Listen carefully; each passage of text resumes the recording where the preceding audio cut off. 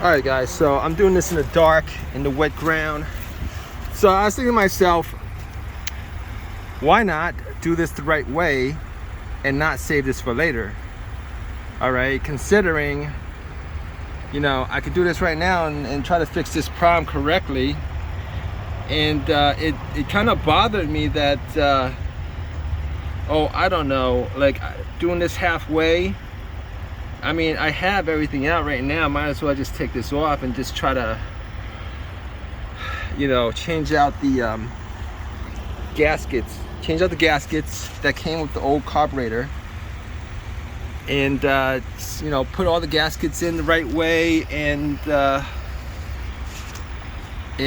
hopefully don't have to deal with this for a long while afterwards.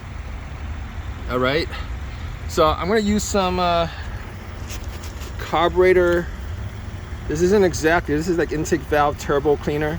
I'm going to use that. I'm going to spray it inside. I'm going to spray it here and see if I could actually get anything out. I'm going to probably use some wire brushes to clean this out, and hopefully I won't have to worry about this for a while. But best scenario is if I could get like an exact, because I know these carburetors on eBay don't actually sell for that much, like 25 to 30 bucks. If I get the right correct carburetor instead of this, hopefully there's a correct carburetor for this. If I could do that, then this will be a cinch. I wouldn't need to clean all this out. Even though if I could swap it out, I probably would keep this old one, just in case that carburetor had issues. And I've seen videos where a lot of people say that they've had issues with the old non-OEM carburetors.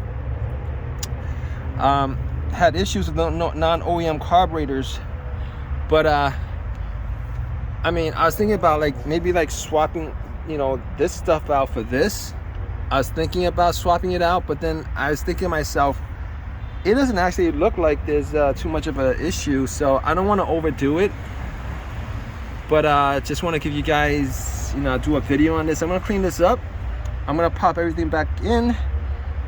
I'm gonna change the O-ring on that. I was kind of lazy, didn't want to do it, but might as well do it since I, you know, and just you know, not have this issue for a long while afterwards, I think, hopefully.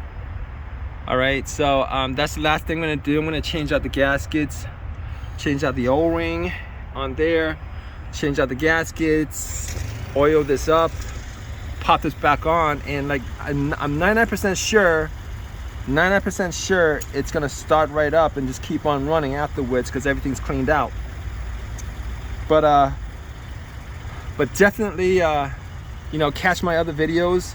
If I've done like I have like a ton of these videos up, so definitely catch my other videos. If you guys want to figure out what the problem is with the surging, with the crank no start, with it's, you know, starting for 30 seconds and then dying out. I'm actually doing these videos in series. I'm not doing this video. I'm not doing these videos, you know, as one big video. So if you guys have no context on this is like a series of me troubleshooting a crank no start or a start, but it surges, and then it you know, if it's, you know, if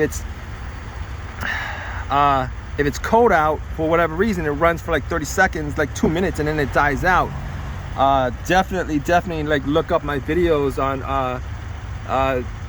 the crank no start on a Onan generator for even a Microlite 2800. But like from what I've been seeing, most of these issues with the crank no start and the hard crank and, you know, surging, all those issues, 99% of those issues, if you get a spark and it cranks up, if you get a spark, it cranks up, the fuel pump, if you test out the fuel pump and the fuel pump is working, you know, it's only a certain couple of things that could cause it. Most of the time it's the carburetor. Like 99% of the time you have any kind of issue where you can get a crank, it fires up and it surges and it dies out. 99% of the time it's the carburetor. Like 99% of the time it's the carburetor. Like 99% of the time it's the carburetor. You know, you guys don't even have to really think about it. The other times being, I've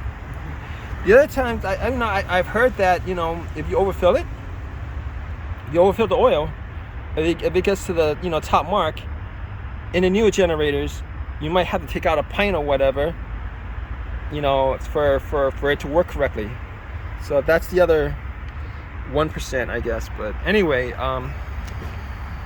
next video, I'm gonna start this up after I put everything back together, and hopefully it works. It works. I'm almost positive it does.